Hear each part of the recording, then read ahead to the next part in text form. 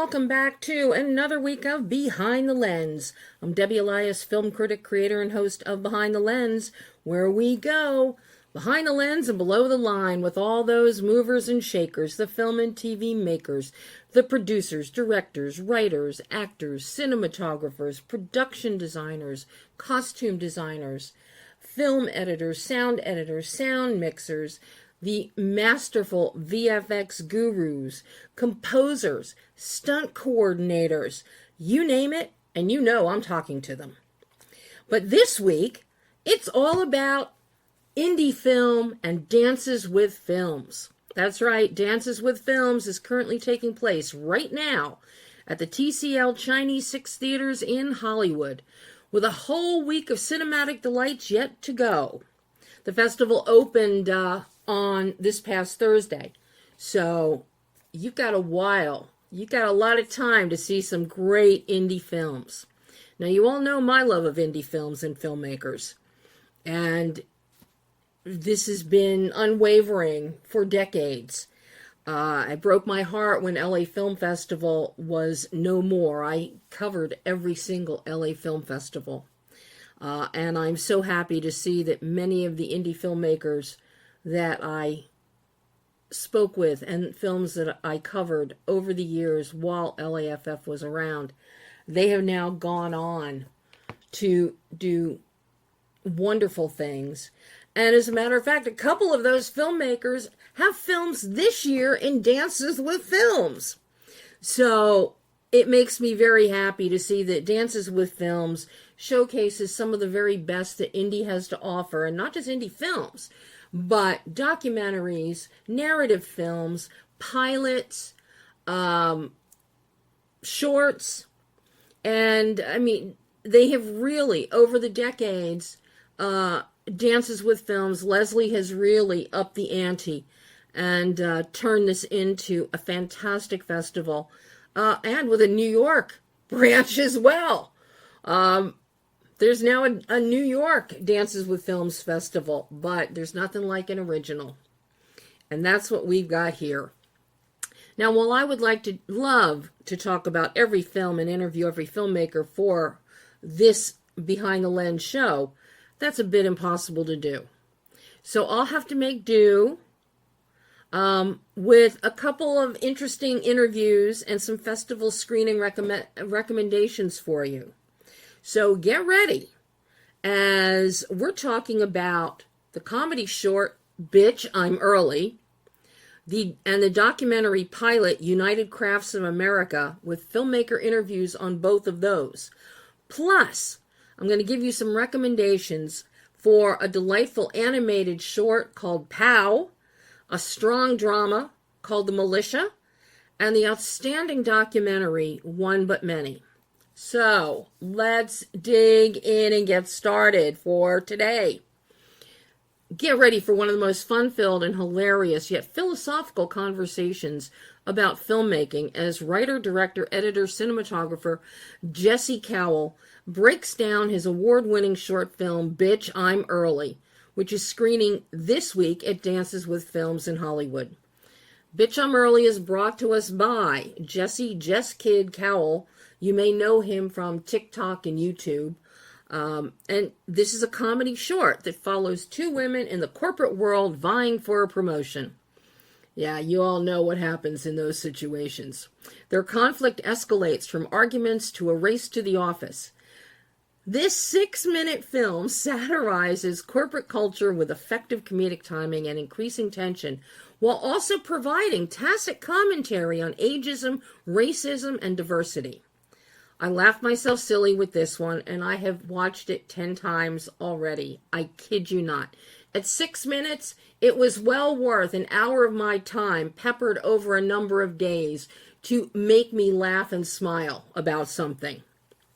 Well, laughter ensues in this interview and on screen, as Jesse and I break down every production element of Bitch, I'm Early, emphasizing the importance of the craft of filmmaking. Jesse discusses cinematic storytelling and using visual techniques like Dutch angles, montages, slow motion, all to enhance the film's humor and satire, and in the case of Bitch I'm Early, the importance of music and some fantastic compositions by violinist Elizabeth Sung.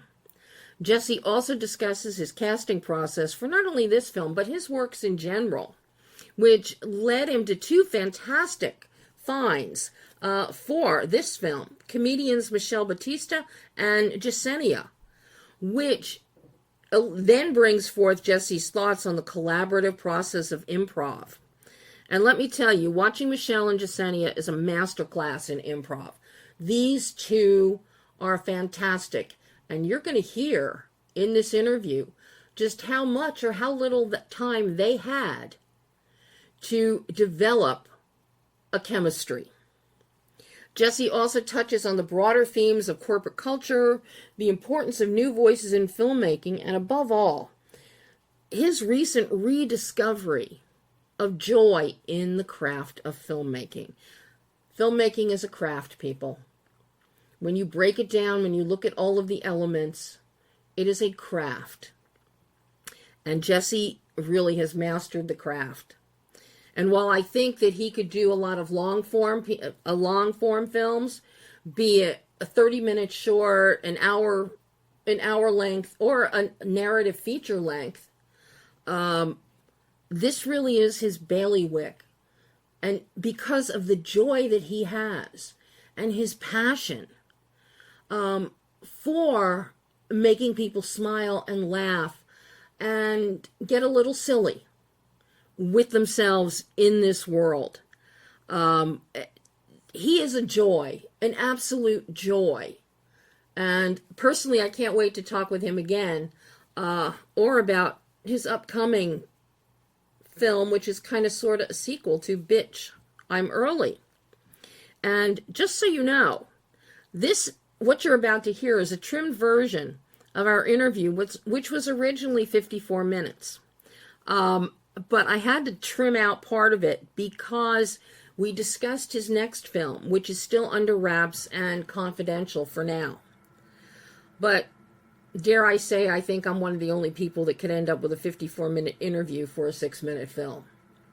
But so here he is. Take a listen as Jesse Cowell talks about Bitch I'm Early. Is it Debbie? It is. Is this Jesse? Hi, Debbie! It is.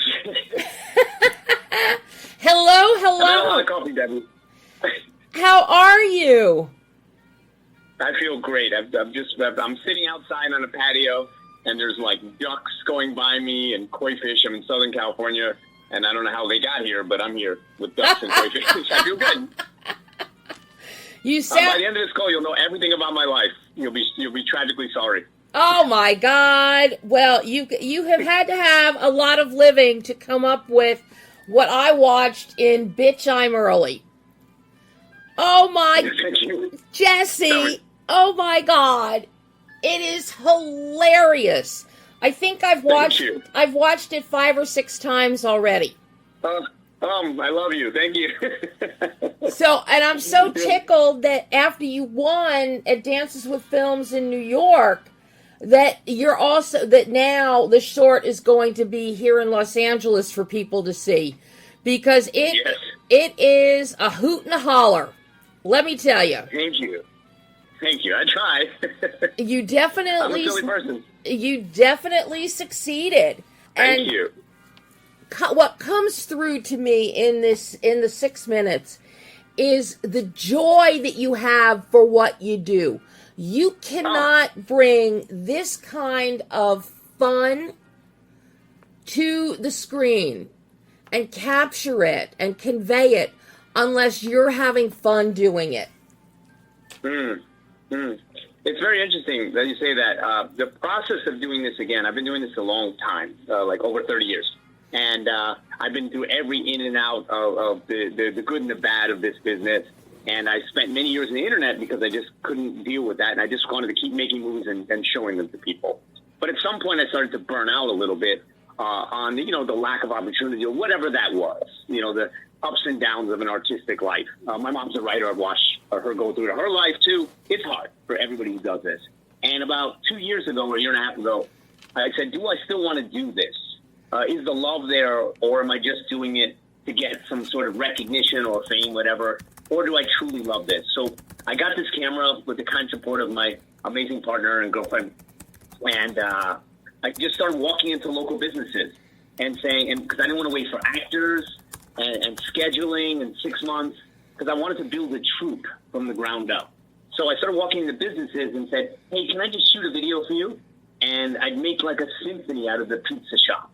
And the bar downstairs, they're my new best friends. I'd make like 6 videos for them because I was just practicing different styles within their place and being with people and seeing the world through cinematic eyes. And as I was doing these videos and this love that was coming from these businesses, which I said I did all for free and they're getting those free promotion, they loved it.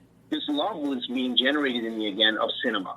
And so I said, okay, I'm ready to do this again. I found the joy of doing this again. No more, I'm trying to do this because some agent or manager might recognize me.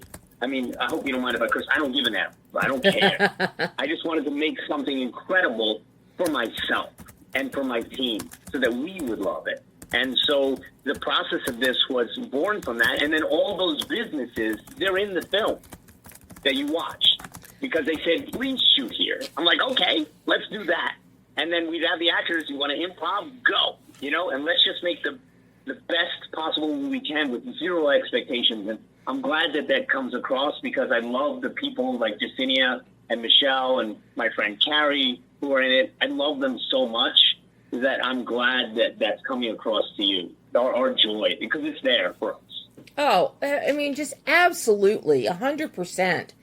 And to survive all the ups and downs and everything of this business, this insane business that we're all in, the fact that you can take the downs and turn them into ups with something like this, it's just kudos on you for doing that, Jesse. Thank you. Well, they can't. Go ahead, I'm sorry. Oh, no, you go ahead.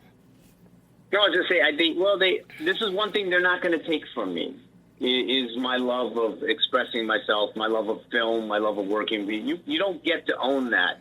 You don't get to frame that by this really sometimes, not always, but sometimes really corrupt, awful industry that allows monsters to exist in it. That's not going to steal that from me. I can do whatever I want when I want with wonderful people. And because of things like the internet or festivals like Dancing with Films, there are outlets for people who are creating, incredible stuff.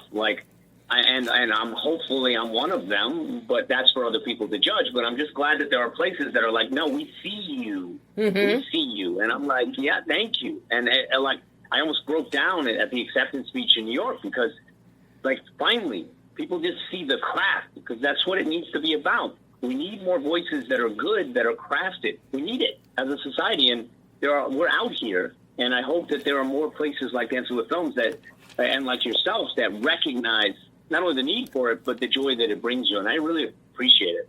Well, and you just mentioned a very important word that I'm going to jump on now, the craft. The craft of filmmaking. Because I got to tell you, Jesse, number one, this is very cinematic. Thank you. It looks absolutely beautiful. And I know, you're your own DP, you're your own editor, writer, director. But it's very cinematic. Your visual tonal bandwidth is outstanding. This is light and bright, not only visually, but also in the tone that follows it. We've got cutthroat people in an office setting. We've all been there. We've all seen it firsthand. And you could have very easily gone dark with that, but you bring the comedy of that, you ramp up the comedy, you take it to the extreme, so you are light and bright and energetic from beginning to end. Then you bring in your incredible violinist and the music, and then you take your visuals even further. You've got a ton of Dutching, which is fantastic because you capture the freneticism of these two women trying to kill each other to get this promotion. You've got a ton of close-ups. You love ECUs that work really well in this format. They work really, really well. You also, as music is ramping up, as you've got, a race to work montage going, and I'm a huge fan of montages when done well, and yours is done really well. But then you counter that speed and that race with slow motion to exaggerate it even more. You have left no stone unturned with the production quality of this short, Jesse. Oh my God! Thank you so much. I mean, my goal, right? I'm gonna have an honest moment because I'm very careful not to say things that I ever want to come across as egotistical, right? Because I hate I even hate that side of myself that feels that way. But I love all of your thoughts because they're so specific and smart and wonderful, and a lot of people don't notice those things. And what I said with this film was, I'm going to show them what I got. This is me being like, I'm going to flex on this. Because I've done it for 32 years. I've done 2 features. I've done 1,000 pieces of content, and I'm a guy in a USC textbook. I'm a full chapter in a textbook. I've written about my project. I'm a Webby Award winner, blah, blah, blah. I still don't even have an agent or a manager. That's not a woe is me because I took another path. That's just to say that no matter, I got rid of all that nonsense of crossing that bridge and just show them what you can do. And that's it. Like, show them and cram as much visual, and it was a challenge for me to, how much visual information can I cram into a small space and still make it legible? How many multiple montages can be running at once and yet still concurrently move the story forward? It's just fascinating to me. And I love, the idea of, so just really quick, we reverse engineered this. Mm-hmm. So you were talking about the way the montage works is I had the idea for the original story, and then I basically made a tone map with music. That was about 6 or 7 minutes long, and then figured out the beats within it. This would happen here, this would happen here. Then I got closer and said this will be they're talking trash to each other, then their friends are talking trash to each other. And then I would write inside those 5 and 10 second blocks because I wanted it to be as much about a symphony of visual symphony as much as it was a musical symphony, and they were interacting. So I had the film pre-designed with just stock footage first. And then we got on set, and then they did improv on top of that. Mm-hmm. And that just gave me more ammunition to try to load that montage. But that montage was, I went through 1,000 variations of that. I mean, there's probably hours left on the cutting room floor. And I'm glad to hear that you enjoy it. Thank you so much. Sorry that was really long-winded, but I get tunneled in. You can be as long-winded as you want with me. It's interesting for me because if you were here looking at my notes right now that I made as I was watching this, I have in there, race to work montage, violin, goes deeper, more bass, some nice tremolo is in there.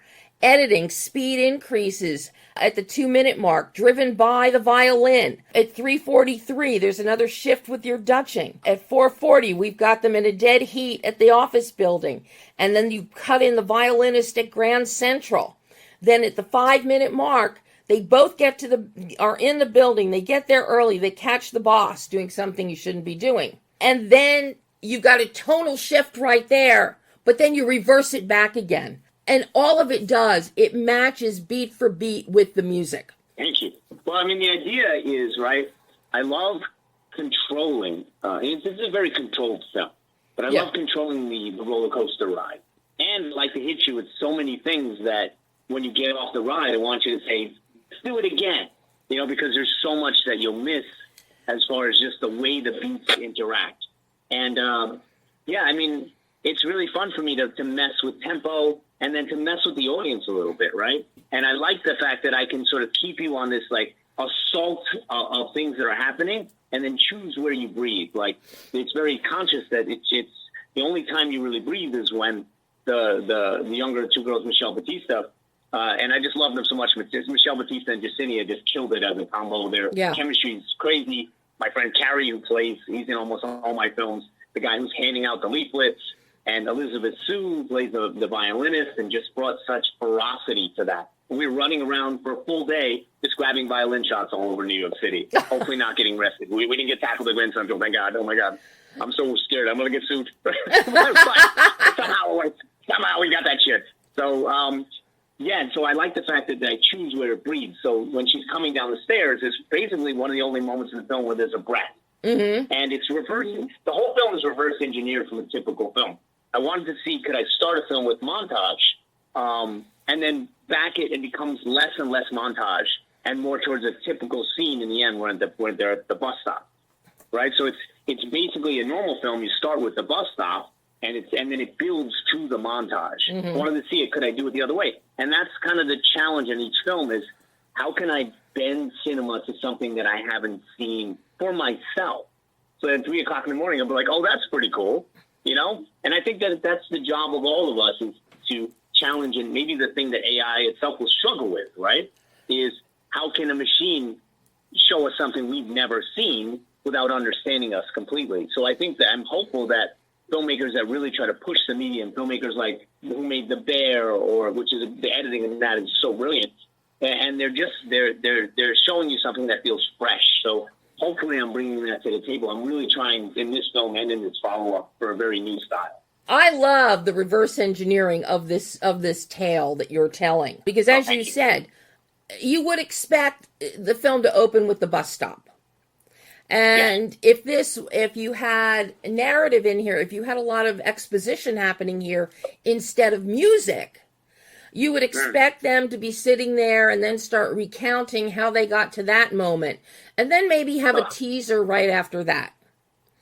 But what you have done is you just hit us with the conflict immediately and the hilarity of it, and just let it escalate and escalate and escalate. Then we calm down a moment, and then escalate. So you bookend this with heightened hilarity and escalation. And it is just so fresh and refreshing to see this, Jesse. Well, thank you so much. Wow. I feel like for some reason I'm harkening back to my mom saying, don't be fresh. And I'm like, no, Mom, I need to be. Yes. Good. In this case, you need to be fresh. Well, it's funny because, like, I mean, look, I'm a middle-aged guy at this point, and I'm so used to being the young guy. Still look pretty young, but, like, it's so nice to hear because I think there's a fear, right, in our culture that just wants the new. There's a fear that, like, that you're going to be out of touch. But if there's also at the same time you want people who are craftspeople, right, to get better at what they do, and that's what I've really tried to do. I made 2 features of my own. I'm running around. I mean, this is a crew of 0. It's me. There's nobody else. There's no sound guy. And once in a while, my girlfriend shows up and helps. Thank God, right? So, but technology got so good that if you know what you're doing, you can do that, and you want to make sure as your craft goes up that you're not losing touch. And what was very helpful to me was in 2021, I jumped onto TikTok very heavily. Because when I don't understand something, I really attack it. And I don't want to be left behind by a new voice. And I made these videos about working from home and a guy who wouldn't go back using improv with Zoom. And the editorial, I would spend a full day on 30 seconds, and cutting every frame. And we got like 10 million views on TikTok. And here I am. I'm like, okay, I get this, the speed of it. How can I infuse my future work with this new way of storytelling? Because even me, who's at my age, I'm not old, but I'm not 20, right? So even me at my age, I have like the ADD mind of a consumer now. I'm just like, okay, I'm bored. I get it. Just show me through it. And then really at the meteor parts, that's when I want to slow down and really absorb it. But everything else, just show me, and let's get to that other thing, because it really invigorates my mind, this type of filmmaking. And I'm not saying everything should be, things like Andor and the brilliant things that are coming out. Those are deliberate in a great way. Yeah. But I really like this type of speed button. It just does something for me. Well, and in today's consumer-oriented social media society, speed is what works because people don't have an attention span. With your mother being an author, I am sure that you are capable of a very long attention span. Yes. I hope so. I don't know. Society's draining it out of me. So you're certainly holding my attention very well, and you're very kind. That's very sweet of you. I feel great right now. Thank you so much. So I am sure, without hesitation, no, you can definitely do as much long-form narrative as you want with a lot of exposition and meaty dialogue, things like that. Yes, I have. Yes. But capture attention to create energy. You need the rapidity of what you give us in something like Bitch, I'm Early. because that is the mindset of people today. Well, I really feel like with what you're saying, right? I love deliberate filmmaking. Yeah. As long as the rules are consistent. Yeah. Meaning that, like, I love things that have a slow burn, as long as there's a tonality to it, as long as there's a vibe in that burn. Yes. When it's just a slow burn and I'm like, No. there's none of that intentionality of presence or vibe or tone or whatever that word is that makes me feel tension or feel sadness or feel excitement, but even slowly, it's just like building. I love it. Yeah. I love it. It's just the rules have to be consistent. Yeah. For me, I found breaking in as a filmmaker, and I don't even believe in that word. I shouldn't even say that out loud. But to be noticed, to be elevated in our society, in the sense of having more crews to work with and having this kind of voice growth, I believe that filmmakers really should focus on what is not only their voice from a narrative perspective, you know, from storytelling to writing, what is their point of view from a cinematic perspective, Yes. from a sound perspective, from an editorial perspective. And, you know, the greats of the Hitchcock, they had that, right? I'm not saying that's me. That's for other people to judge. But I also found that if I want to be elevated, you know, the only way that I'll be seen in an industry that likes to, you know, unfortunately is not a meritocracy at all and likes to not allow fresh voices in, is to not be a journeyman or woman, not be somebody who's just confident enough and here I can make a comedy and it's very funny, right? Because anybody, their cousin, they can slot in to direct the next thing, you know? But to be a distinct voice like a Quentin Tarantino or Scorsese or, you know, all of these people, the second I think about it, you know, Coppola, the second you think of them, Spielberg, you say, oh, I know that film just based on the style of it. I know their voice just based on how it's being communicated. And I think that's what, at this point in my career, in my life, I really wanted to get to that and say, okay, what does quintessential mean? And I really liked the fact that in this film and the follow-up, which maybe I'll send you a private link to. Nobody's seen it. Like, I'm starting to apply to festivals now with it, called Where's My Package, which is about consumerism gone insane.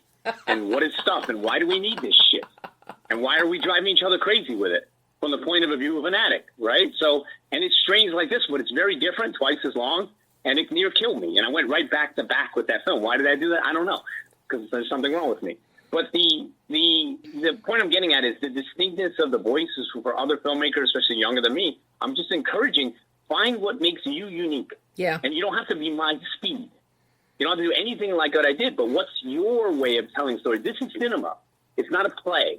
Yep. You know, it's not just like two people in a room and there's a lot of weight on them. And I just really want to encourage people, just find your thing or just keep crafting, keep working at it. You don't have to be great out of the box. Just find it. I'm still trying to find it, to be honest. You know, this is an exercise in this search for that. And when I'm gone from this planet, I'll still be like, I'm trying to find it. And it's that exploration that interests me, right? I'm not great. I'm just always chasing that. When I heard Timothée Chalamet on that stage say, I'm chasing greatness, I can relate to it. Yeah. Because we all should be chasing greatness. And we shouldn't be put down by using that word. We should say, that's awesome. You should be. That's the point, because hopefully the films resonate with people like they did with you. I'm really happy to hear you liked it. Something that always comes to mind for me is the expression, and I've heard this countless times from veterans in many fields. Learn one new thing each day. Learn a new editing technique. Learn this, learn that. Learn a new word, vocabulary word, but learn something every single day.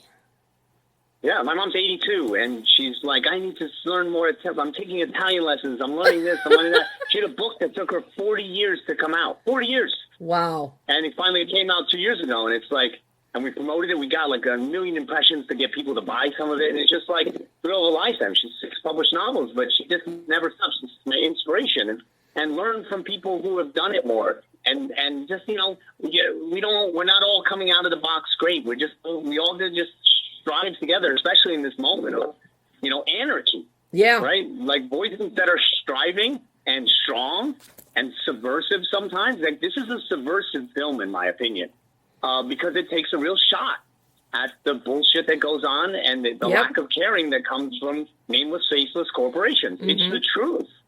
And that's why I think it resonates with people, because we live this shit. Yeah. And you had mentioned how the hyper-reality of it is. I love stuff like that because it's so absurd that you have to laugh at it. It's fun to laugh at it. It's like when you're in a hospital, jokes happen in that hospital because it's so awful that it's hilarious. Yes. And I think there's joy in that. We have to find the joy in the misery of going to a effing office every day and the backbiting, you know, and the awful little like job justifying for the person who doesn't want to do anything, and in a system where we could be more collaborative. Mm-hmm. Anyway. So I'm curious. Okay, I'm done. Scene, sorry. No, you're absolutely right. And the whole idea of taking it to the extreme, it's like, and Annie can even tell you this. She knows my history, like with my condo flooding. I've had 39 floods in 27 years. And everybody says, you know, oh my God, that's like, oh my God, you know, why, you know, you're laughing. I said, you have to laugh. Otherwise, you're going to sit down and cry. And that's some of the importance of a film. And I call this a film. It's 6 minutes, but it is a film. That's the importance of a film like this, so that we can laugh at the absurdity and ridiculum that we encounter every day. Yeah. You have to. I feel like in your house, it's like you should have Annie and her cats come over. It could be like Noah's Ark every single year.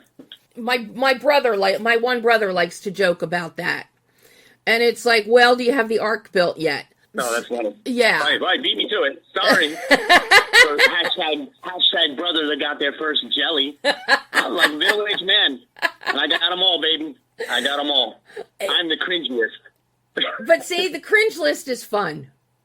Which begs the question, was there any one thing that inspired you to do Bitch I'm Early and tackle this particular subject?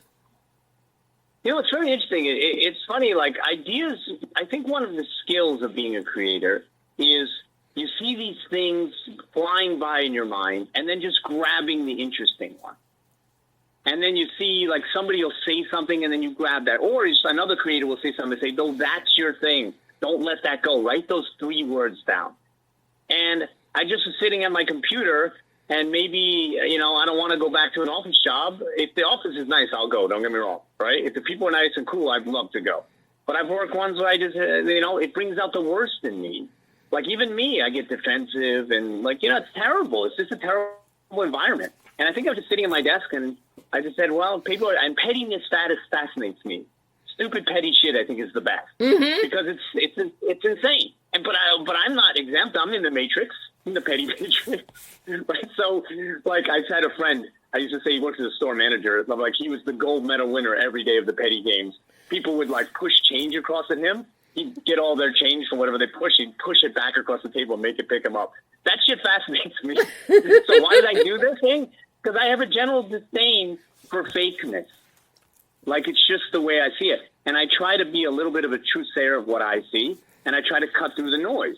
And I think that this is a moment where, you know, society is very lax caring for its people. And I'm not just talking politically. I'm talking about just like, I don't want to just be a number in a system. I'm a human being. And like those corporations, they're soulless. They destroy people. Like, so I don't know. It's easy. It's easy. And I love things like Office Space and all those stuff. So that's probably the pinnacle, right, of that kind of criticism. But I want to be part of that. And I want to do much more of like a cinematic approach. But not just to that. I think it's wonderful when you can do something's wrong here. Not just for a laugh, but you can say something meaningful. Yes. And I really would like to create films that are super layered so that for somebody who just like hates going in office or sees the sort of back and forth sort of like jealousy play and likes the reality TV feel of that, well, then that's for you. That's great, you know? Or the absurdity of the race, the action, and the style, well, then that's for you. But those that really see under it, you know, I've had people of all political spectrums come to this film. It doesn't matter. It's a common ground for us. We all hate being treated like a number. We all hate that we turn on each other. So that's common ground. And I want to make more films that sort of are equal opportunity offenders and can find that common ground of like things that are just wrong in culture that I take, you know, a shot at. F them. I don't care. I'm a very rebellious person. So maybe I'm better off. Hopefully I get a big Hollywood deal where they just leave me alone. That will never happen. Okay. I get enough money that I can go make great stuff and not have to go back to an office where people are just angry at each other all the time. No, thank you. Okay, now I'm going to be petty, Jesse, because you stole my tagline that I have had for over 40 years. Equal opportunity offender. Let's go. You stole my tagline. I'm sorry. Well, your brother beat me to Noah's Ark, so I'm, the payback. How do you like it? I'm just kidding. You're wonderful. I'm just happy, and I think that the films, I do these films, and I've done them for a few years. I had a project that I was pitching out for a TV show years ago. A lot went wrong. We won't go into it, but it's about student loans, and because I own student loans forever, and there's something horrifically wrong with that system. It's just messed up. So I made a whole thing, and I designed a short around it. Whereas a bunch of people become anonymous types. These guys fumble their way through somehow defeating this system, which is awful.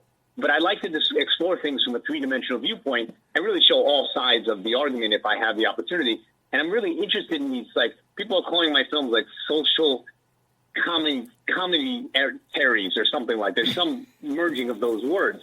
Because I think that the undercurrent of all good comedy is something significant. And I think it's such a wonderful way to access people because their guard drops.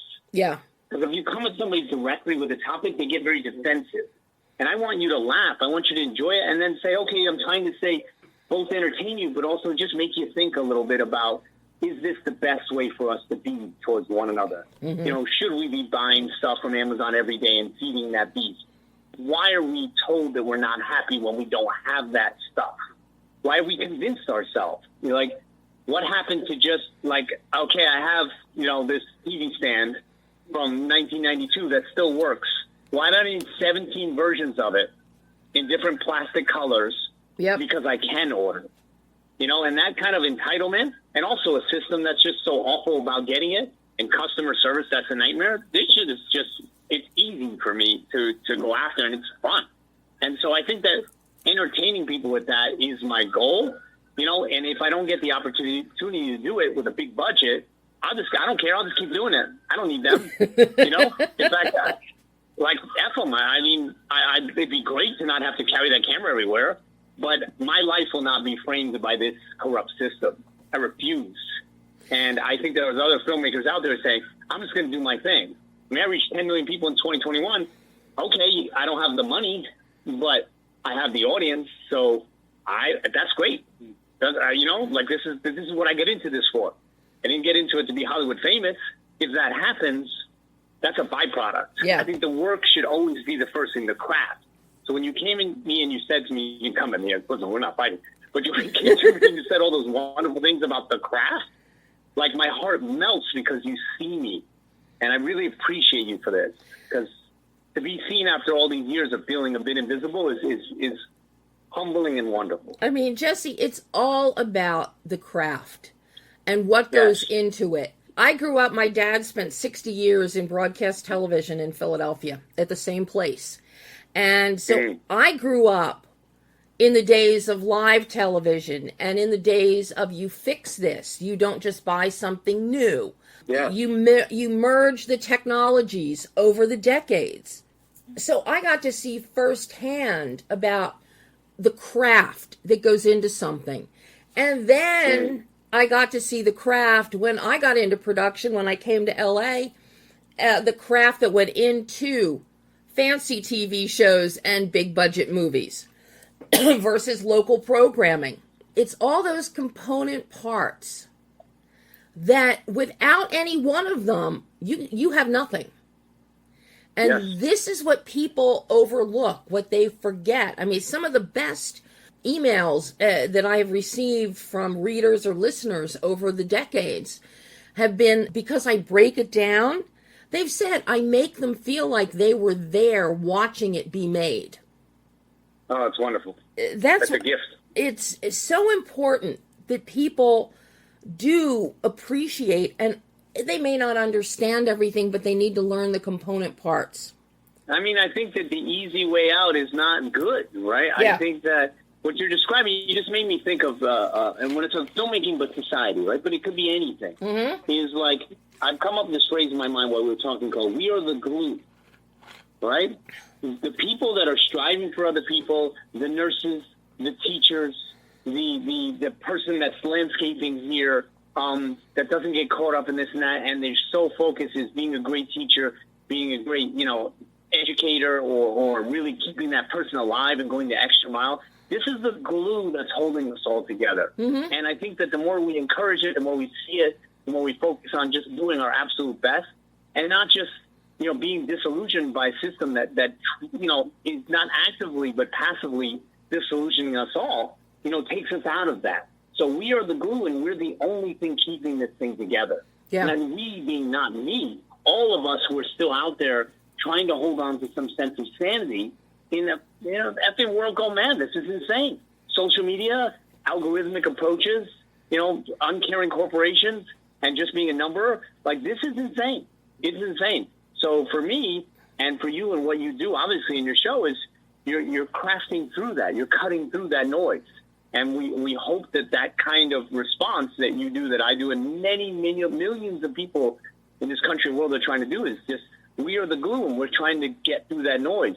I just use this very particular, twisted, way I view the world in cinematic mind, and there's something wrong with me, / right with me, depending on who you ask, to do it with the skill sets that I've been given and really worked on for over 30 years. So I'm glad you like what I do. I really appreciate not only your mind, but your approach. I think we need a lot more people like you, and a lot more festivals like Dances with Films that look for people like me. We lost a big one when LA Film Festival, when Film Independent shut that down, because that, for decades, that was such an important festival. And I'm happy that Dances with Films really stepped up and really expanded and picked up a lot of what Film Independent threw away. Dances with Films is a very important festival, and to see it expanded to both coasts now is fantastic. Now, I'm lucky to get into both. I'm very, very unfortunate. I'll tell you. We won New York, which is wonderful, but for me, it's just I'm at the level of my career, the stage where I'm appreciative of somebody that says a kind word, brings a coffee. Everybody helps make this happen. That festival encouraged me enough that I felt a lot more confidence going to my next film, so they played a role in my next film. I mean, it's all an ecosystem. Yep, absolutely. Now, I do have to ask you about a couple of pieces of the glue that help bring Bitch I'm Early to life, and that's Michelle Batista and Yesenia. Wow. Mm-hmm. They're crazy, right? Number one, where did you find them? And number two, you had mentioned earlier in our conversation about ad-libbing, improving. How scripted, how structured, how much ad-lib was there? Because I got to tell you, their facial expressiveness, their body language speaks volumes at conveying the situation and each of their perspectives. Talk to me about finding these two incredible comedians. They're both AI. I'm just kidding. Can you imagine? In this world, somebody's like, oh, yeah, that makes sense. No, so what I do over the years, right, is I'm constantly collecting resources. I have the guy who plays the boss. He's been in my films for 32 years, since I was 19. And I just go back to the well every time because I know greatness when I see it. I spot it in a heartbeat. And I don't care if the industry has recognized it or not, because all I need is greatness. So when I see people like him, I just yes, go to the source of amazing. And so with Yesenia, I met her at some party maybe in 2011, and I thought she was amazing. And I said, okay, keep her in mind. So I just store her in my brain. And then I used her for the student loan thing that I did a film in this bit part where she plays a manager that's yelling at everybody to get off their personal calls, but she's on the phone gossiping. And she was so phenomenal that for 10 years I waited for the right part for her. Because I think she's the next, she's the Latina Bette Midler. She's incredible, her facial expressions and her range. And then with Michelle, the thing I did in 2021, the TikTok thing, she did a part with me in that improv day. She was working with my friend Justin, who I mentored, and I saw her in his film. And I said, let me try her out. So I organically started working with her. She came out, did a test footage with the new camera, just to see the vibe and, the chemistry between us, and could we get along? And she was so interesting, had such a vibrancy to her.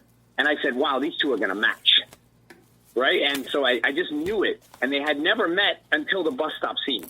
Because all Wow. of it's shot independently. And they had 20 minutes to get to know each other before that scene happened. But there was something about the two of them, boom, it was instant, their chemistry. And every single screening of the film, they compete on stage. It's hilarious.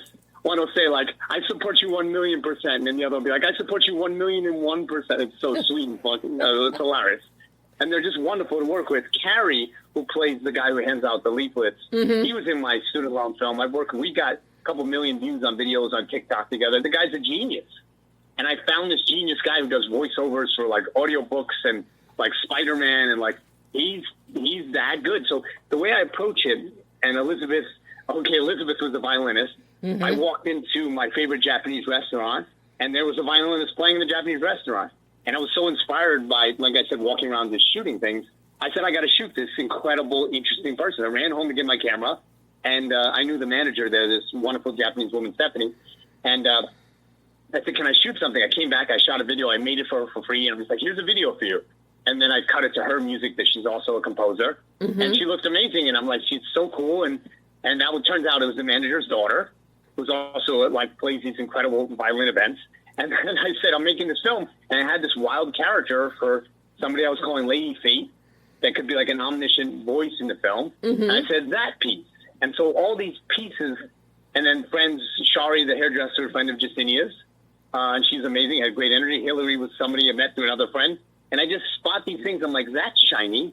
I could pair that with this. And the first thing I do is I make sure that they're nice people. You know, that's the number one thing. It's like, I don't have time I don't care how talented you are. If you're not a nice person, I can't get you there because we don't have a bond or a trust.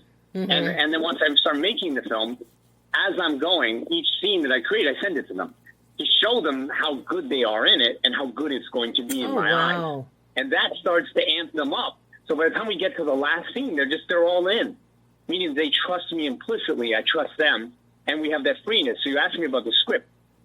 So, yeah, go ahead. Justinia, she's a genius. Carrie, the leaflet guy, he's a genius improver. So I'm like, yeah, just make up some stuff about this. Let's do Save the Bees.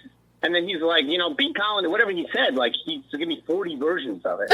And what Justinia brought was she started to I wanted to have an element of, like, there's a layer of classism in here. There's a layer of ageism.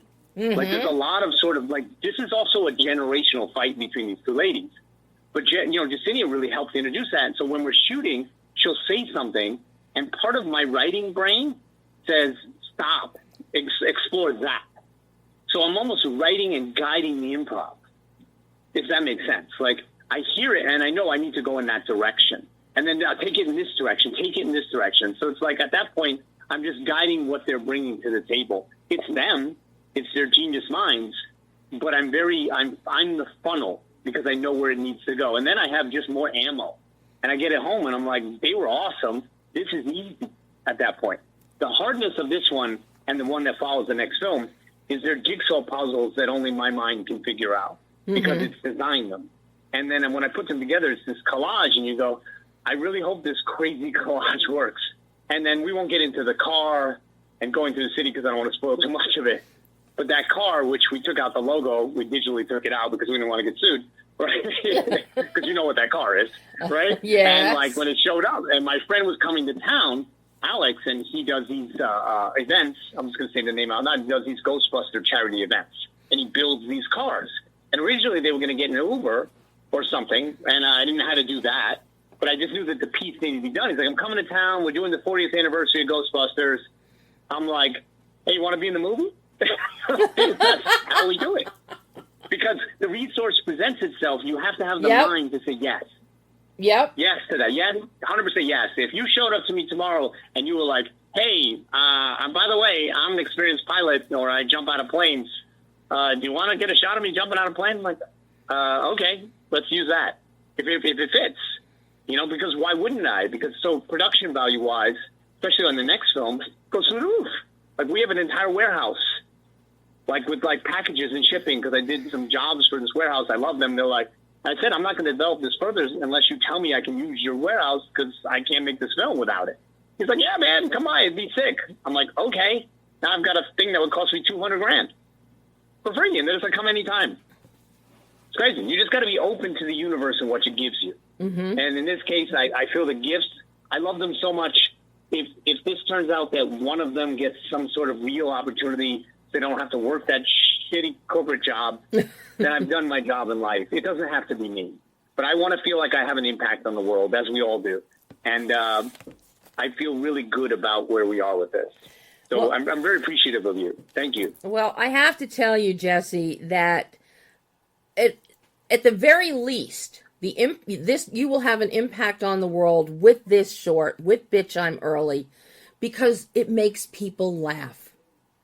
Yay. It makes them laugh and smile, and we need more of that. If they take nothing else away from this, they will get that from this film. Well, you certainly made me smile, so thank you. Because I think that, like, it's important for me to, as the creator, it's so stressful when you're doing it because it has to be right, right? So, yep. And there is the joy in making it, but it has to be right. And there is a, you know, I'm sure you are with your show, it has to be right. And a professionalism. And so there's moments that I can allow the joy to reflect back at me. And this is one of those moments. The festival is going to be one of those moments.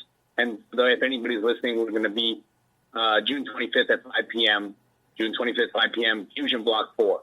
And the audience, it'll be a world audience. It plays very well with an audience. In fact, it's a much better experience. And I don't know if you can join us, but we'd love to have you. Buy you a drink. I'm actually going to try and make it over there for a couple films. Yours is one of them I'd like to see on the big screen. I think I told them the other day, I went to the Leslie and Lizzie and Ariana. I know them all now personally because they're just so nice. And I said, this is your movie. You make 2 movies a year, and this is it. And we're just the actors in your movie here. And it's a passion project for them. And it shows. It shows. And we need more Dancers with Films and less of the bigger name festivals that are just there to reinforce a system that really doesn't need reinforcing. We need new voices. We're in desperate need of it. So I'm all for it. And anything I can do to help that festival and anybody in it, I'm there, because this was about, I'm not going to be here forever. My stamp on the world doesn't have to be some name on some Oscar that no one will ever remember who won. It's more to say, what did I contribute to this stream of all of us doing this? And hopefully something small that I contributed that was contributed to me reverberates down to a younger person or a person who's older didn't get an opportunity to bring something that brings me joy. I need it. I need more things that make me laugh. So I think it's all just us contributing to the awesomeness that is art, Mm-hmm. Absolutely. I agree 100%, Jesse. Well, this has been one of my favorite conversations ever. I can't tell you how much I've appreciated speaking with you about Bitch I'm Early. And I'm going to do my best to get there on the 25th and see this on the big screen. I can't wait to see what else you bring us, Jesse. I love your cinematic voice. I absolutely love it. And I want to see more and more and more from you. Whether it's 6 minutes. We may get your screener the second one. I'll have to figure out what to do about that. Well, And hopefully at the end of that one, you're not like, oh my God, this guy, never want to see him again. No, I'm kidding. I'll give a little hint, these characters return in the next film. Oh, good. Yeah, this is a universe that I'm creating. So okay. They're not the stars, but they're in it. They're in it. And there's a reference to this film in it. Yeah, it's a lot of fun. So I just want to keep that going and keep spinning off of stories that are interesting to me into other things. Anybody out there, I'm just, doing this is hard, and it's sometimes very lonely. And the more you hear from people, the more you interact with people, the more joy it is to do it. So I'm just excited to connect with people, not from a how will it benefit me perspective, not from a transactional perspective, but from a human perspective. Yeah. I love people, and I need them. So thank you. I'm happy to make a new friend, and I'm happy to make any friends who are out there who are listening to this. I think it's the joy of life for me. Well, I will definitely get your info from Annie. You can get my info from Annie. We will connect again, my friend. Yay! Thank you for chatting with me today. I hope the rest of your interviews and everything goes wonderful, and I appreciate you. And you just go have a ball at this festival and enjoy every second. It's going to be great. You'll be great. I have to promote for 5 more days. You'll do fine. That's what you guys. No, it's going to be great. I enjoy sharing. You got to get butts in seats. It's part of the job. Yep. It's the antithesis of being vulnerable is to share what you do. But I think it's necessary for the success and to honor the people that gave me all their time. I have to get people to get there, and then I can celebrate with everybody. Yep. It's going to be awesome. I'm excited. I'm very excited. Hopefully I will see you on the 25th. So, yay! In the meantime, just have fun. And we will chat, and we'll chat again later, Jesse. Talk to you soon. Thank you so much. Thank you. Bye-bye. Bye. And that was Jesse Cowell talking Bitch, I'm Early. And as a reminder, Bitch, I'm Early is screening on Wednesday, June 25th at 5 p.m. as part of the Fusion Shorts Block 4 at Dances with Films. You can go online right now and buy your tickets for any of the films I'm talking about, and for any other film that is at the festival that hasn't screened already. And it's a really difficult website to remember. danceswithfilms.com. Yeah, that's it. Nothing fancy. danceswithfilms.com. Now, I'm going to shift gears here for a thirst-quenching tasty treat. The series pilot, United Crafts of America, which is screening at the festival next Saturday on June 28th at 1:15 in the afternoon as part of Pilot Block 5 at the festival.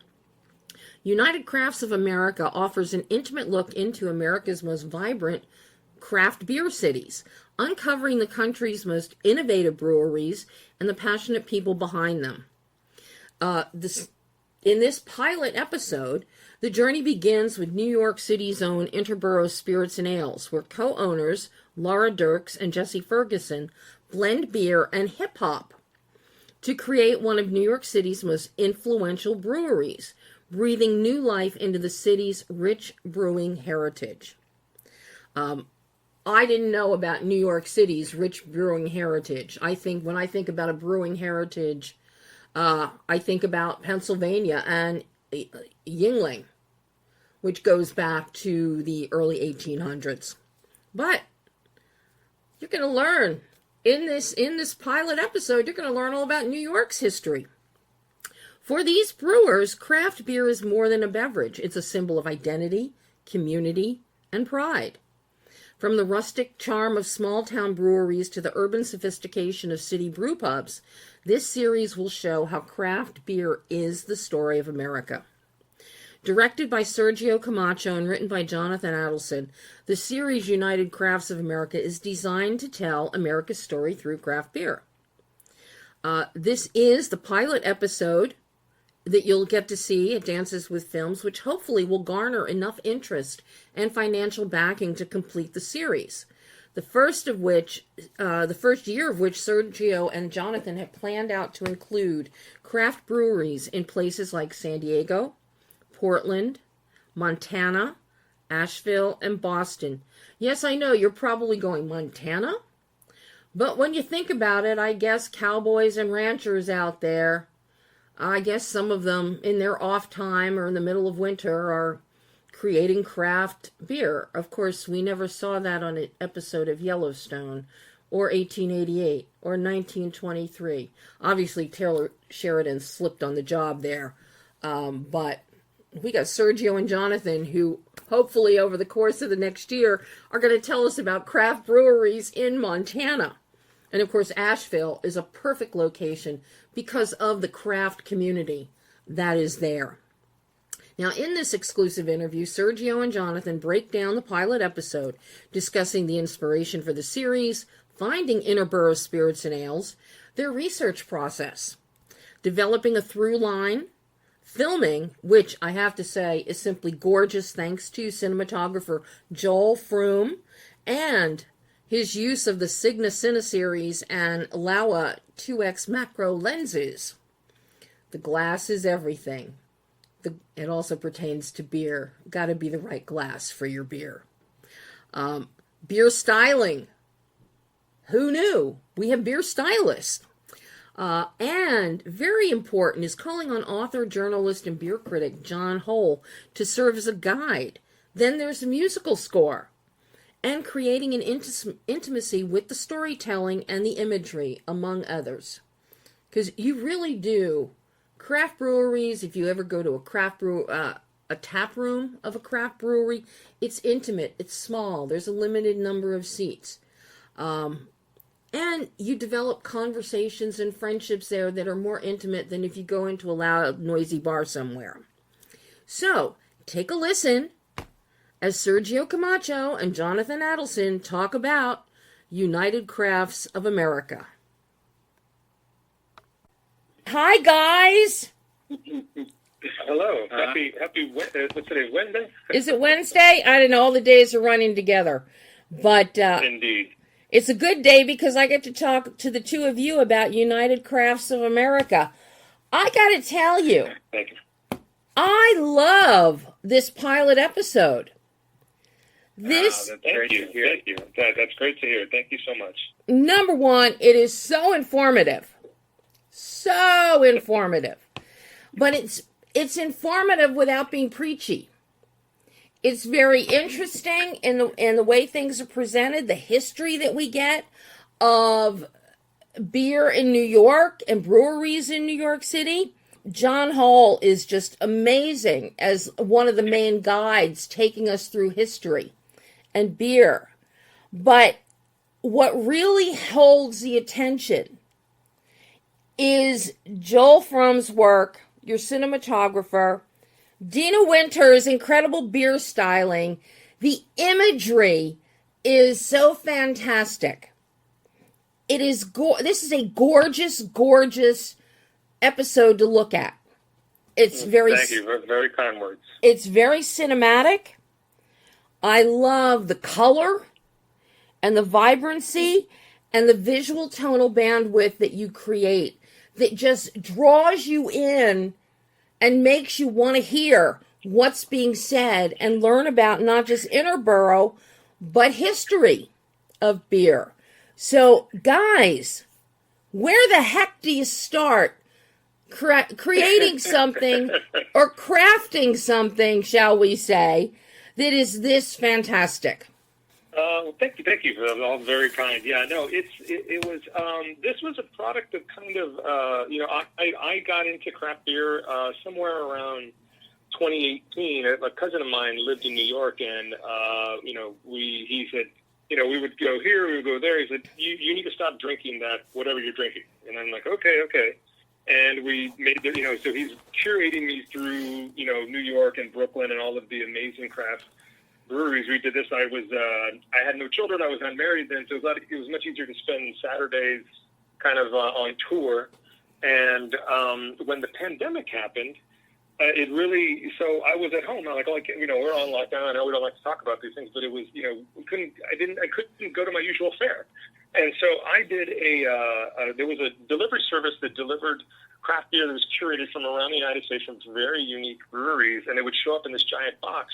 Again, we were all locked in, locked down. There wasn't too much we could do. And I remember it was a Friday afternoon. I opened this big kind of, Christmas present box, and I'm lining up all my beer, and I'm sitting out on my deck, and I'm, open one, and I look at the label, and I look at the side. And I said, there's a story in every can. This is like an episode in every can.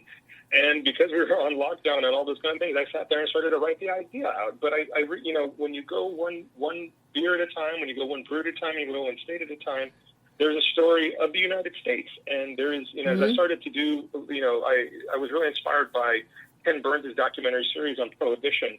And that's where kind of I melded the idea together, because it really is, the United States is, when you talk about, Prohibition, it really reveals our values, which is don't tell me how to vote, don't tell me what to do, but least of all, don't tell me how to drink. And when I would meet I would meet this brewer or meet, this brewery, they're saying the same thing, because it basically means beer my way. And I like that. And that really is the spirit of America. That is the American spirit. And when, so I met Jonathan, and, in a very random circumstance. And one of the last things, we were just talking about projects and, what are you up to, kind of a thing. And we didn't know each other. And it was the last thing I pitched. I'm like, oh, yeah, I have this other idea. And it was about, craft beer, telling the story of America through the lens of craft beer. And he sat back down and we went, I think we talked about another 30 minutes to an hour. And he said, let's do it. And I said, he talked, I can't remember when he told me that. And, I had fleshed out some of it, but, and I think Jonathan, what was it, 6 months later, we had a pilot shot. We were in production.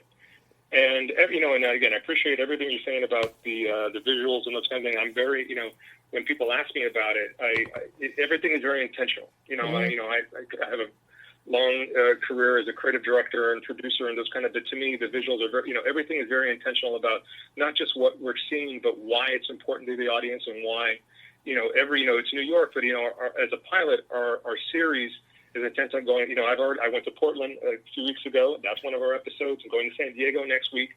And again, there should be an intentional aspect of what we're showing, because it's always about the city, but then the community, but the people. But in the end, when we put them all together, when we see them over episodics, we have a portrait of our country that gets richer and richer, episode to episode. And Jonathan, I'm sure, has much more to add to this.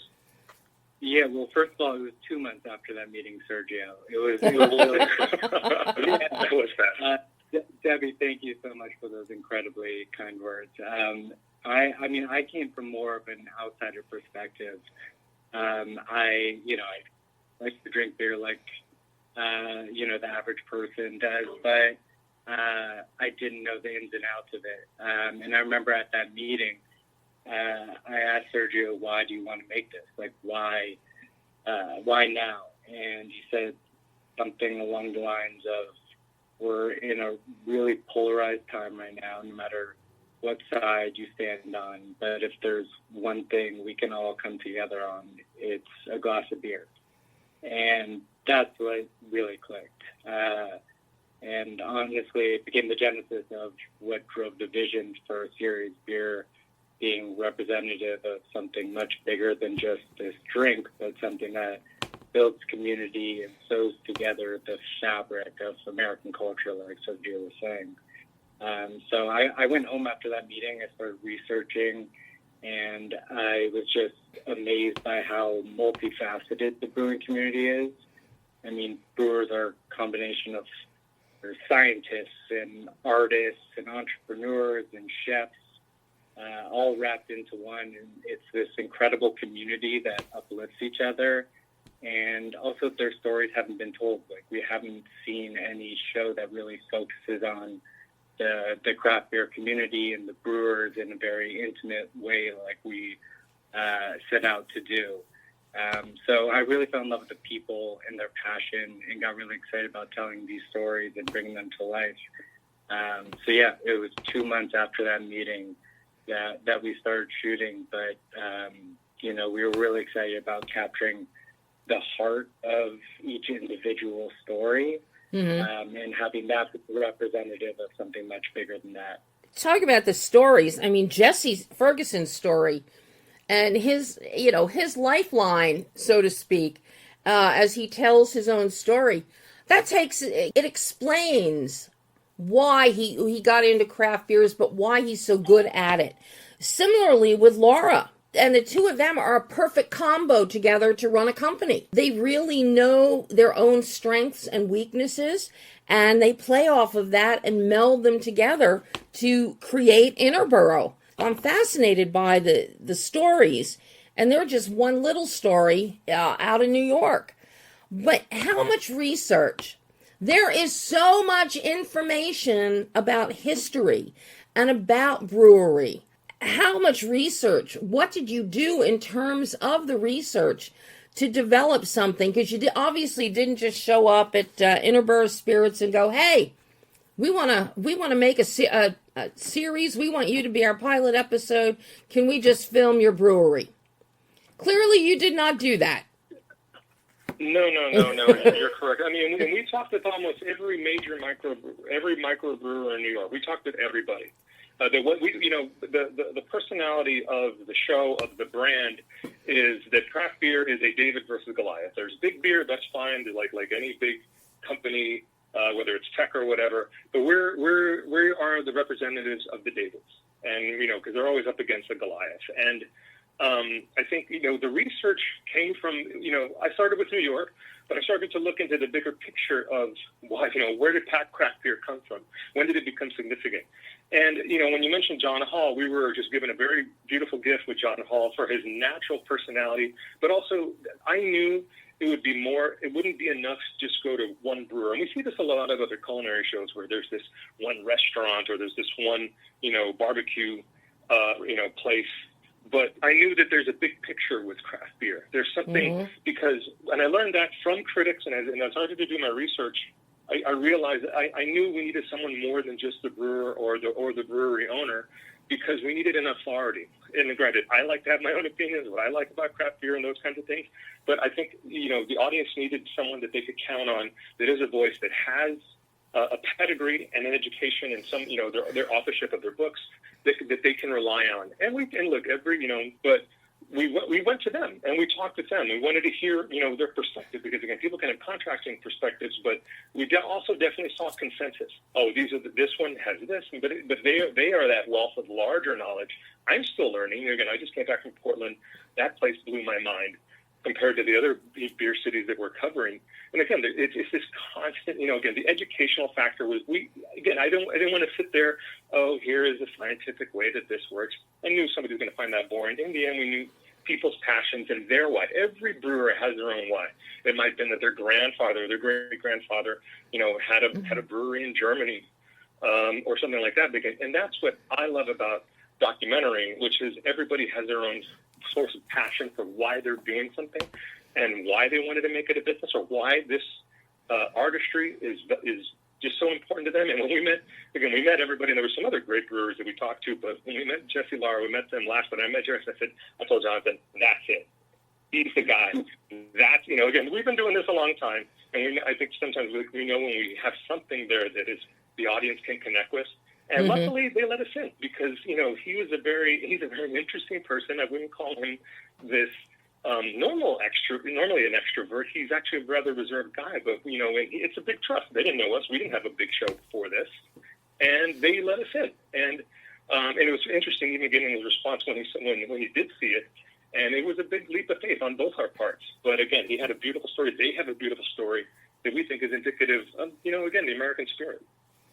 Yeah, and on top of that, well, first of all, we got very lucky with John Hall, who is a historian himself, and gave us a full runway to really dive into the history. But we did set out to have the city and the history of not just the city, but brewing in each city, have that be essentially a second character in each episode. And after we met with Jesse and Laura, and they told us Interborough, the name Interborough comes from a brewery that was across from Ebbets Field in the early 1900s.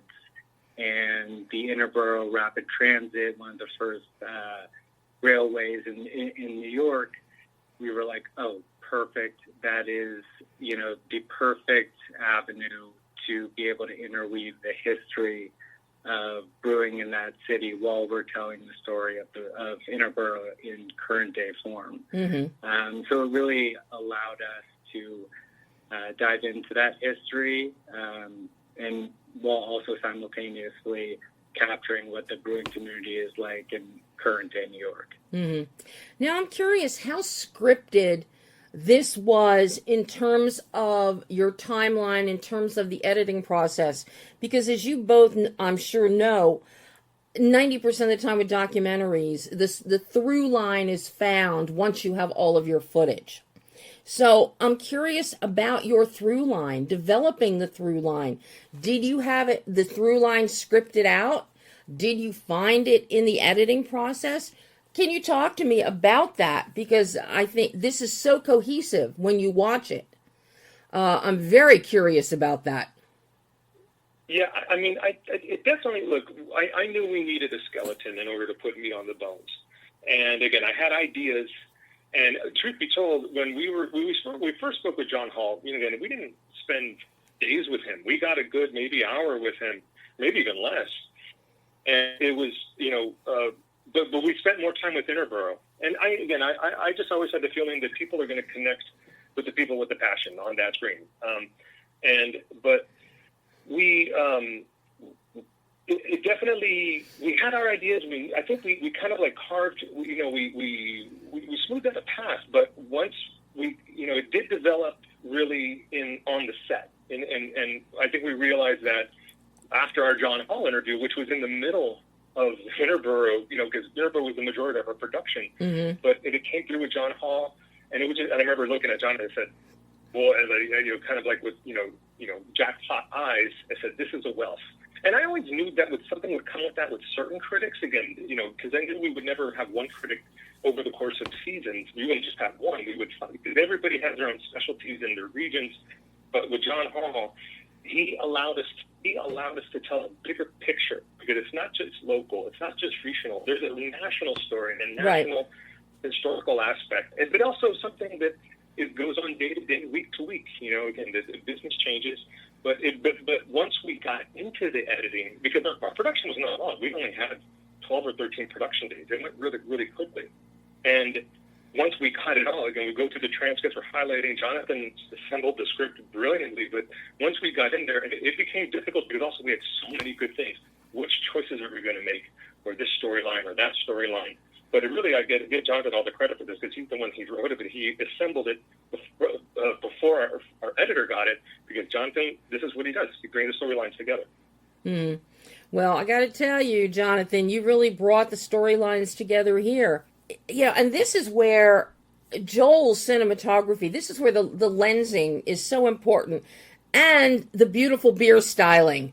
How much footage landed on the cutting room floor, because every shot you have is beautiful, be it in the tap room of crowds of people. You've got great tabletop eye level happening. When you go into the brewery part and we're seeing the different machinations within each machine that's back there, all of which are very nice and clean and shiny.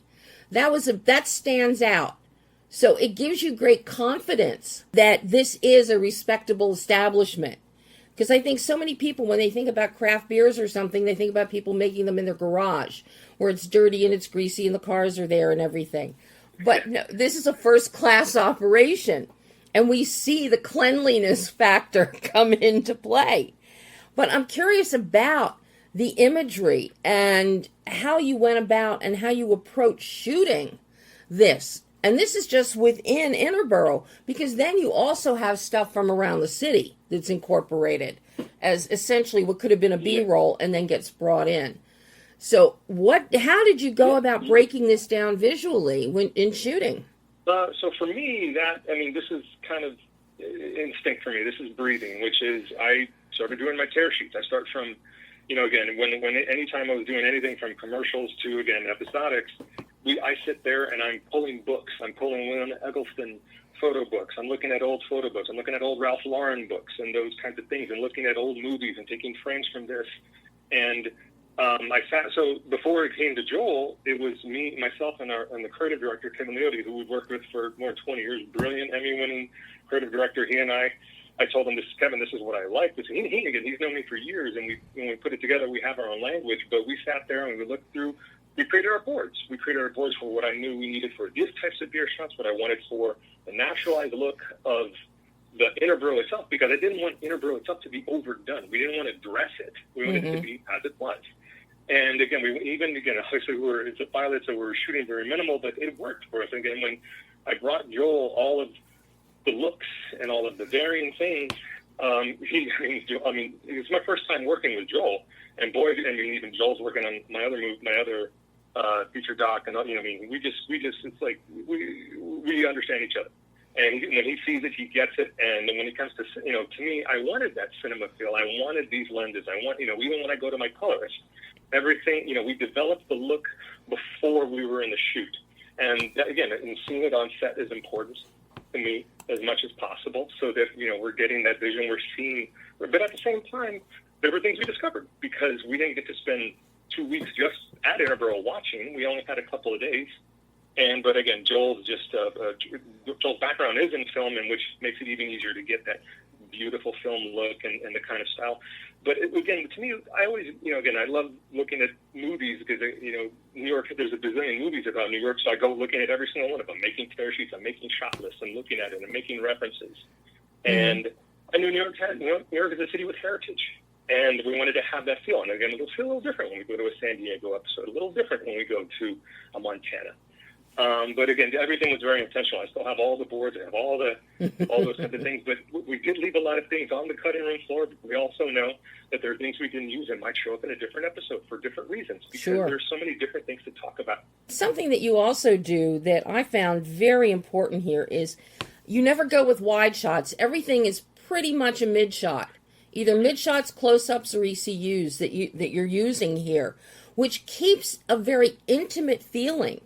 Subconsciously, it feels very intimate, like if you walk into your corner little craft beer tap room and it's very small, it only seats so many people. There's an intimacy there, and you really capture that and convey that with the framing and keeping it small rather than going big.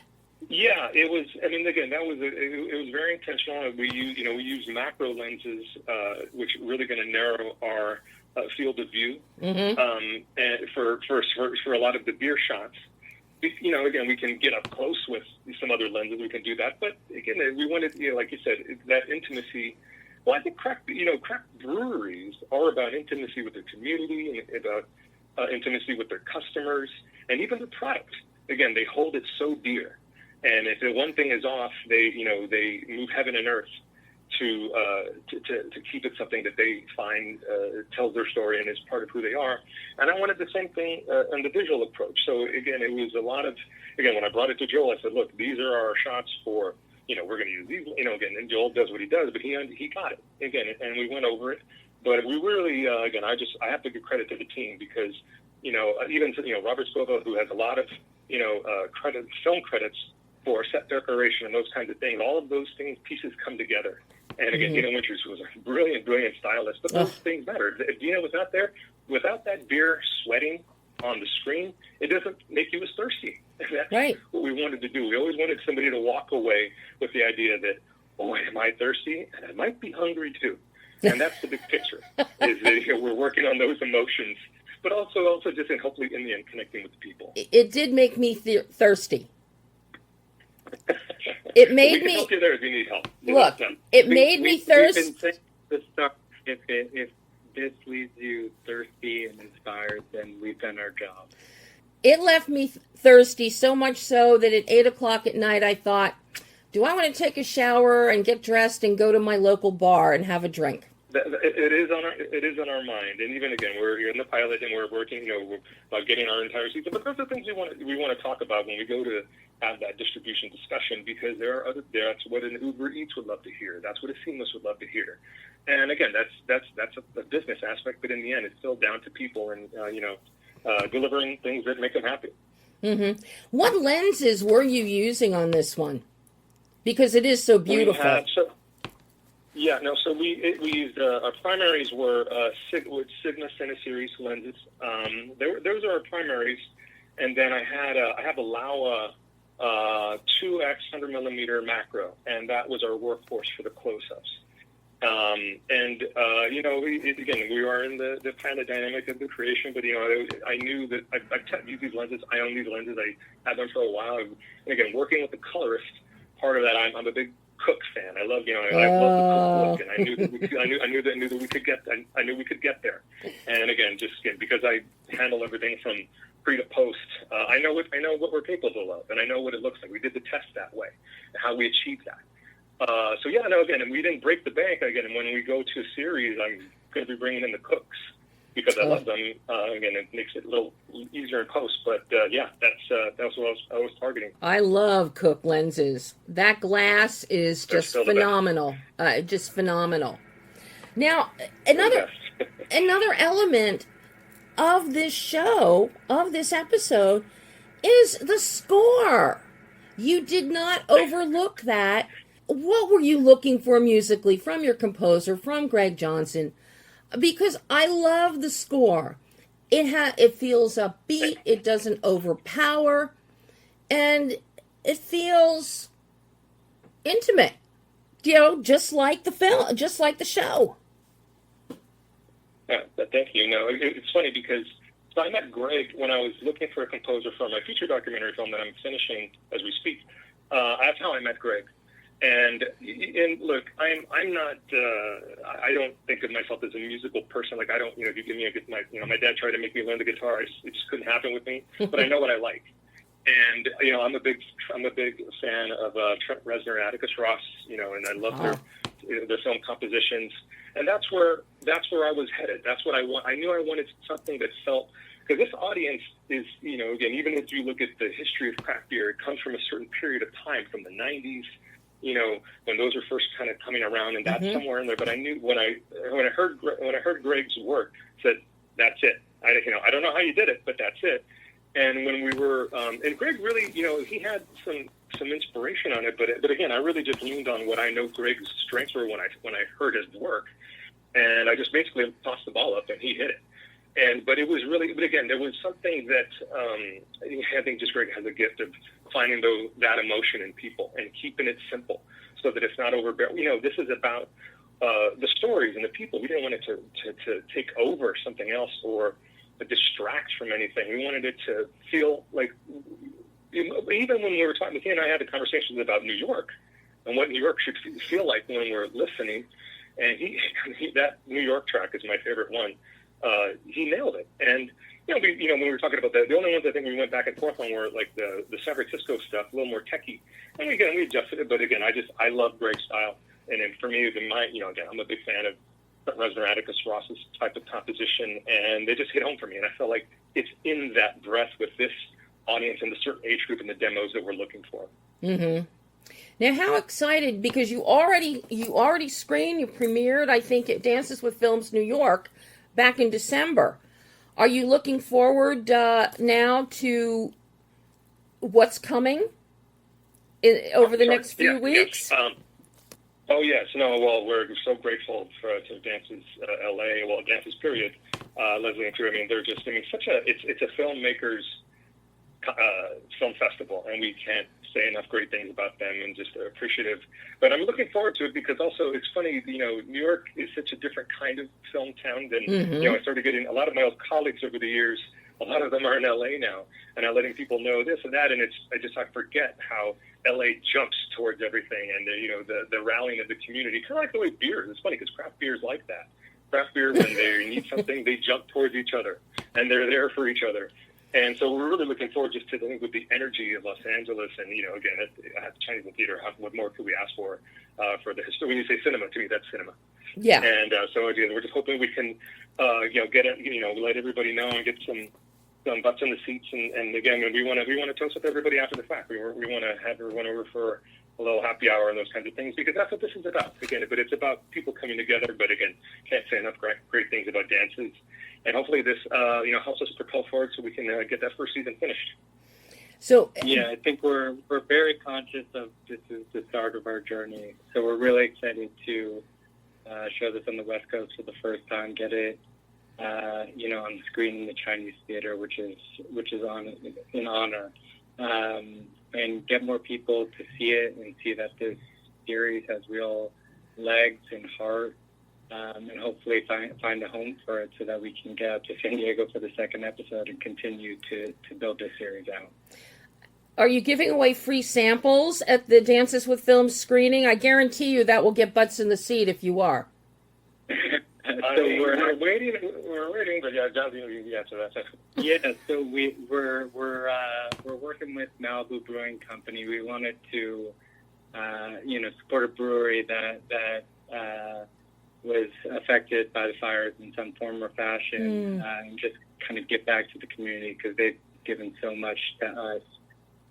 So we connected with Malibu Brewing Company, who has done a lot of work in the relief efforts in Malibu. So we're talking with them. We're hoping to be able to get past their beers out for all of the audience members coming into the theater, and make it a little bit more fun, make it a little bit of a party.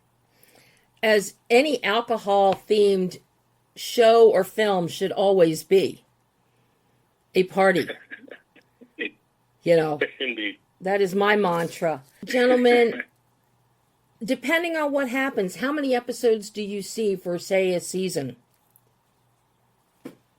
Our first season is earmarked at 6. Is that right, Jonathan? Yeah, so 6 episodes. So we have San Diego, Portland, Montana, Asheville, North Carolina, and Boston mapped out for our first season. I think that's a terrific geographic breakdown, because Asheville is so craft-minded with everything. You know,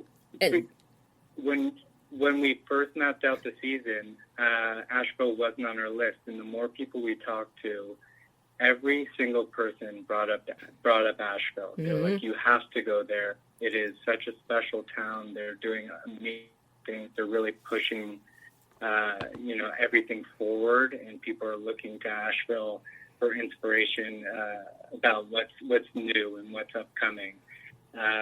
So we're really excited about it. It's got a really special craft beer community and very distinct from the other ones that we're looking at. And that whole area, too, they're still recovering from the hurricane flooding that hit them. Yes. And we're looking forward to hearing those stories, hopefully at the right time, because, again, the show, not just about the entrepreneurs of the business, but again, it's that people, when we get knocked down, we get back up, and not just a business, but a community. And again, that's to me, that's the heart of the show. That is the heart of the spirit, and it encompasses so many things. So we're looking forward to. I'm going to be making that trip to Asheville, probably in August. It's the only city I haven't been in that's on our episode list. So that's going to be a fun one. That is the one. Just telling me what you have planned. Knowing that community there and some craftspeople there, that is the one I'm really looking forward to seeing, for the very reason of the crafts, the community, the intimacy, and what craft beer, how that binds all that together. So I'm excited about that one. And I am curious about Montana. I did not know they had a craft beer community in Montana. That one surprised us too, because my original list had Denver on. I lived in Denver.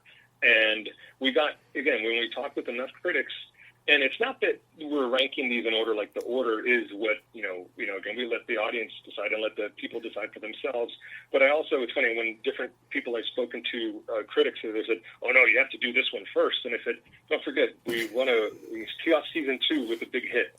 Again, there's just so many cities. There's so many, again, I think there's the marquee ones that kind of like are in all the magazines, but there's a lot of these, undiscovered gems and rare places too that we're looking to showcase again. And once we get our legs under us, and once, we're a little bit of an audience has seen, what it's about, and we're looking, again, that to me, the United States is such a big country, and it's bigger than Europe. And Europe, you have German beer, you have French beer, you have Australian, again, but we're one country, and that's the reason that there's so many different within it. And again, but again, that's how it's the United Crafts of America, and that's why this one's different than you find in going to different beer countries in Europe. Job so well done, guys. When are you screening at Dances with Films? June 28th at 1:15 p.m. June 28th. Well, and that's perfect because it's a Saturday night. It's a Saturday. Yes, it is. So nobody has to come to our. No one has to go to happy work. Hour afterwards. We're buying. Come on over. Nobody has to go to work the next day, so it's a perfect time slot for you, guys. This has been so wonderful getting to chat with you. I truly love this pilot episode. I can't wait to see the whole series get done. I'm very excited for it. Thank you so much. Because given the the cinematic level of excellence here, I have no doubt everything is going to be just as excellent. This is a very tasty treat, guys. I got to tell you. Thank you so much. So thank you. And maybe I will see you on the 28th. I'd love to. Please let us come have one with us. We're hosting. So. All right. Thank you so much, guys. And that was Sergio Camacho and Jonathan Adelson talking United Crafts of America. And again, it screens at Dances with Films on Saturday the 28th at 1:15 p.m. And a little tip for you that you might have picked up on that the boys mentioned, there might be some little brewery samples happening there to wet your whistle. So that's an added reason to check this out on Saturday. Now, before I leave you today, there are a few other films that I want to mention and want to get on your radar, either for the future or so you can check them out at the festival this week. First up, it is already screened, but it is a short animated film that I have to mention. It is a pure delight. It is called POW. It's screened on the 22nd. But be on the lookout for this little gem on the festival circuit, because it's going to make the rounds. Written and directed by Joey Clift, POW is the story of a Native American kid named Jake, who scrambles to charge his dying video game console at a bustling intertribal powwow. Calling on his own roots as an enrolled Cowlitz Indian tribal member, POW is an animated comedy about Joey's own experiences attending powwows as a young Native American kid, and how loving video games and loving your culture don't have to be mutually exclusive. POW is absolutely heartwarming, adorable, and funny, with charming, vibrant animation, melding different styles. It includes opening titles that look like vintage gaming pixels. Particularly outstanding, and the color. Love the use of color. It's fantastic. Particularly outstanding is the voice work of Angela Startz as Jake's grandmother, who provides Jake with some real wisdom, as all grandmothers do, and a bit of history lessons thanks to the wonderful in the mind's eye elements of Native American history, as grandmother is kind of explaining things to Jake. Kids and parents alike are going to relate to POW, no matter what age, no matter what ethnicity. So please, you already missed it at DWF, but put it on your radar and keep an eye out for POW down the road. It is one of the best 8 minutes you'll ever have. It is just absolutely charming. And hopefully down the road, within the next week or two, I'll speak with Joey and get a formal interview up on the making of POW. Now, another film that deserves mention, I haven't done interviews on it as yet, but I'm anticipating to later this week. It is The Militia. The Militia makes its world premiere, people, at Dances with Films on Wednesday the 25th at 7 p.m. This is the tale of young Daniel Pierce, who dreams of joining the local militia alongside his father when he turns 18. But when his father becomes the target of the local sheriff, Daniel and his friends band together to form their own militia in a troubled effort to save him. You kind of get the idea what's going to happen with this bright idea of teenagers. The Militia is written and directed by Dylan King Welter. It boasts solid production values and a breakout performance by Sam Williamson as Daniel Pierce.